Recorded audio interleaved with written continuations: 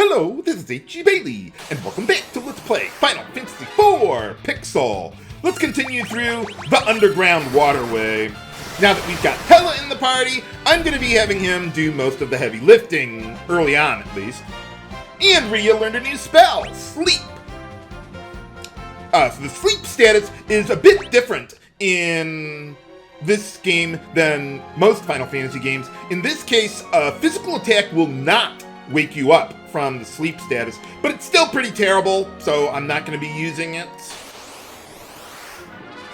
But I am going to be fighting more of these guys. Let's see, so if you press right when you're in your menu there during battle, you can access the defend and row commands. The defend command simply doubles your physical defense, while the row command switches your front and back rows. It toggles it, basically.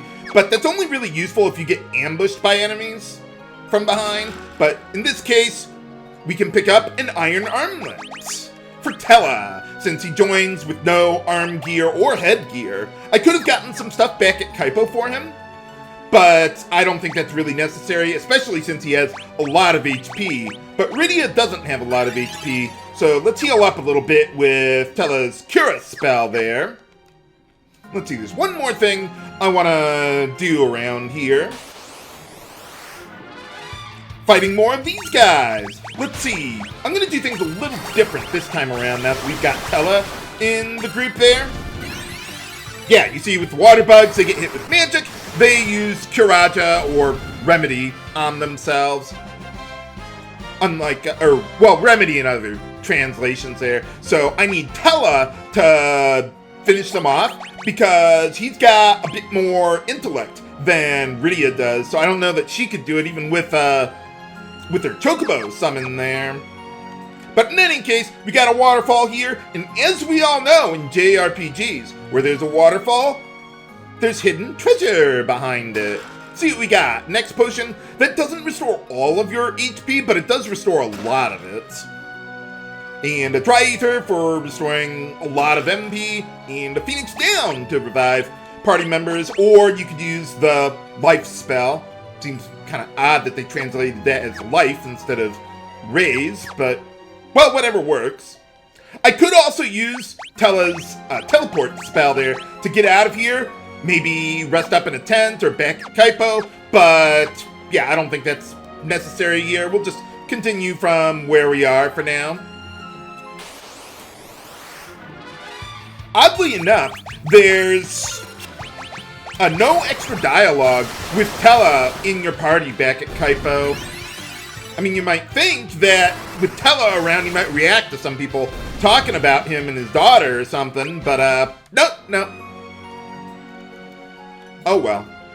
Yeah, he doesn't even have any reaction to Rosa. Okay, so now let's start using our defend command here. So just go right, defend there, and you'll take a lot less damage while Tellah is doing most of the work there.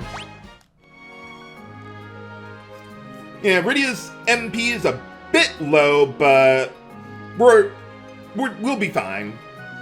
And get a little more treasure along the way. So now, yeah, I can just auto-battle and have Tellah wipe out all the enemies as long as they're weak to thunder. And we get diet food. I think that cures the pig status there. The pig status prevents you from casting all magic except for the pig spell, if you got it, which we don't.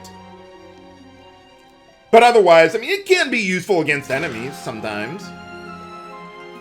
Potion will not be that useful unless they're undead.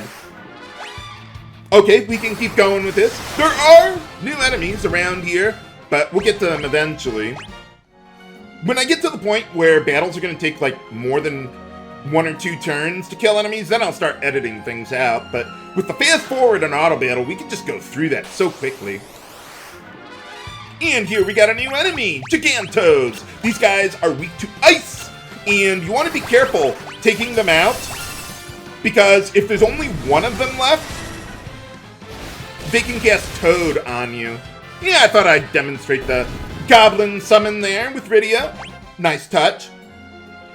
But yeah, the Toad status prevents you from casting all magic except Toad, if you got it. And it also greatly reduces your attack and defense power as well. It's practically instant death almost. But I think we'll be okay. So yeah, you don't really need a Maiden's Kiss to deal with these guys or anything. Maybe get a Goblin Summon ready to go. Or not. Yeah, sometimes, well, usually Tellah can kill all of them.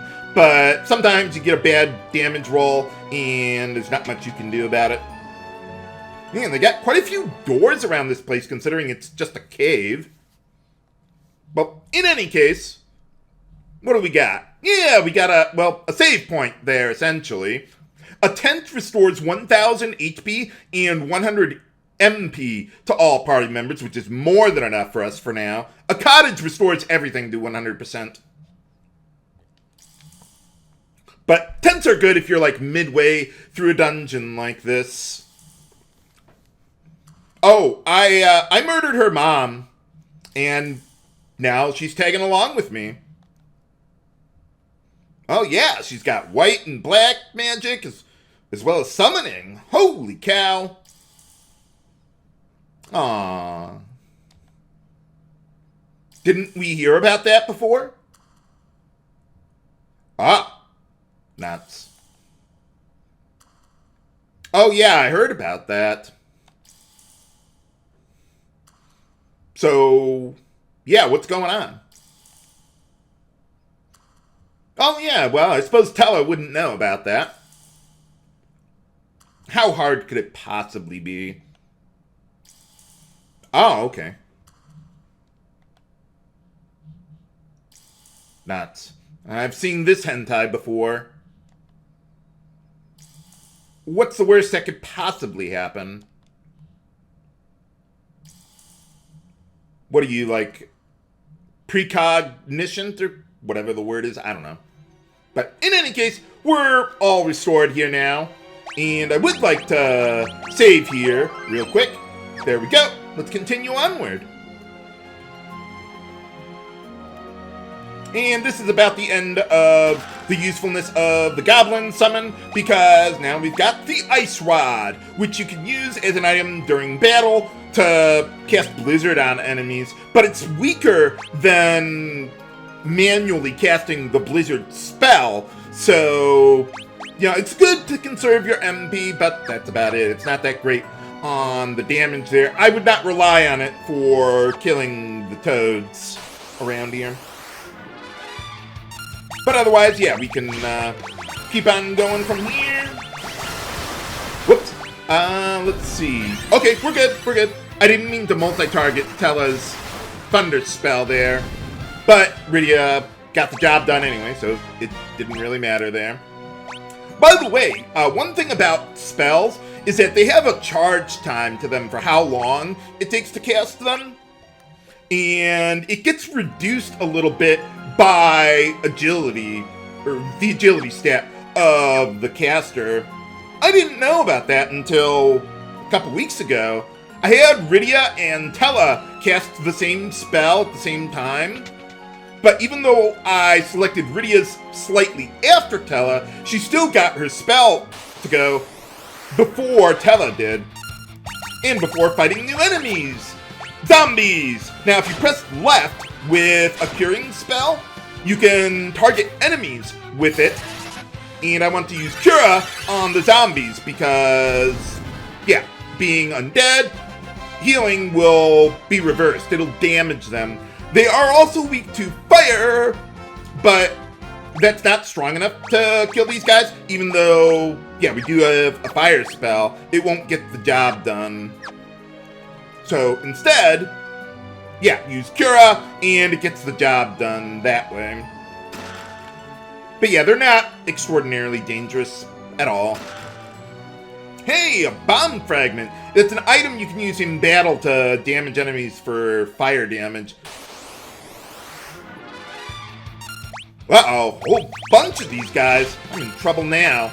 Let's see, let's get Cecil to use darkness on all of these guys so that he can damage the water bug. And then Rydia should be able to kill the guy by herself. notice that Darkness did not trigger the Kiraja counterattack, and that Thunder Spell would not have killed the Water Bug on her own. So that, yeah, having that Darkness really helped out there. Woo! 500 kills! Nice! Did a little practice earlier today on this, so I probably got some extra kills in there. Just tinkering around and stuff. Okay, so, well, we're not out of here yet. Ooh, a treasure. But if you look at the map, there's no way to get over there. Whatever shall we do? Well, first, let's deal with another new enemy. Red Mousse, I think is how you pronounce it. These are the first flan-type enemies we encounter in the game. They are weak to fire, so we can take them out that way. And they have, like, ridiculously high physical defense. Your physical attacks will never damage them. And Darkness won't damage them at all either. But Rydia learned the Warp spell that takes you back one floor. Just like Final Fantasy 1, 2, and 3. So that's pretty nice. The Warp spell works slightly differently than in the original Final Fantasy 4. So I'll go over the slight tweak they made to it when it becomes more relevant. Let's see, if you go up here, haha, secret passage. Yeah, they've got a lot of these secret passages all over the place in the game, so you just gotta hug the walls. Show the walls you care. But here we get the Feathered Cap. I want to give that to Rydia since she has less HP, so she could use the defense a bit more there, and hand down the Leather Cap to Tellah there.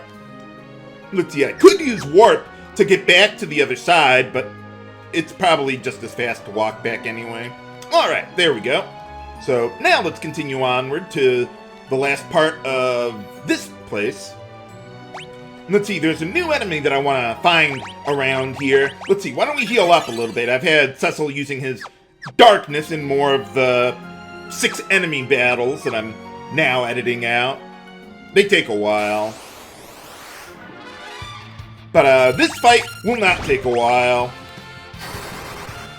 Just gotta be quick on the trigger, that's all. I could also use the bomb fragment to kill them all, but I don't think that's necessary here since we got Tellah with us. But alright, we learned the Toad spell for Rydia, so I guess we could deal with that if necessary. Not that great in the early game, really. It's more of a mid-game spell for crowd control. And yeah, the Antarctic Wind is the ice equivalent of the bomb fragment. So you want to hold on to those battle items for emergencies, as well as finding a new enemy here. Let's see, Alligator. They are weak to ice. I don't think, yeah, the ice rod alone wouldn't be enough. I could have had Rydia cast, what is that? Cast Blizzard manually, but that's okay. Yeah, you notice with the Alligator there, they attack twice per turn that they get, and they could hit multiple party members if they so chose, but they missed both times anyway.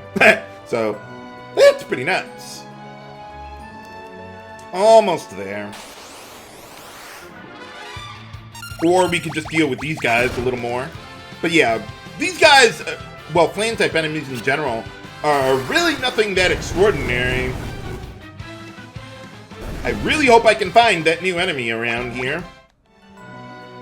If not, well, I could farm it next time. But alright, here we got the Shadowblade, our first upgrade for Cecil there. Just a straight attack power upgrade. And let's get out of here. Hey, alright. Oh, yeah, so instead of a save point this time, we've made it completely outside. But yeah, I'm gonna wanna come back into the cave eventually in order to find a new enemy, because it's more difficult to find them coming up here. But can we defeat the monster at the end of the Underground Waterway? Find out next time on Let's Play Final Fantasy IV Pixel. This is HG Bailey, signing off. Have a good day.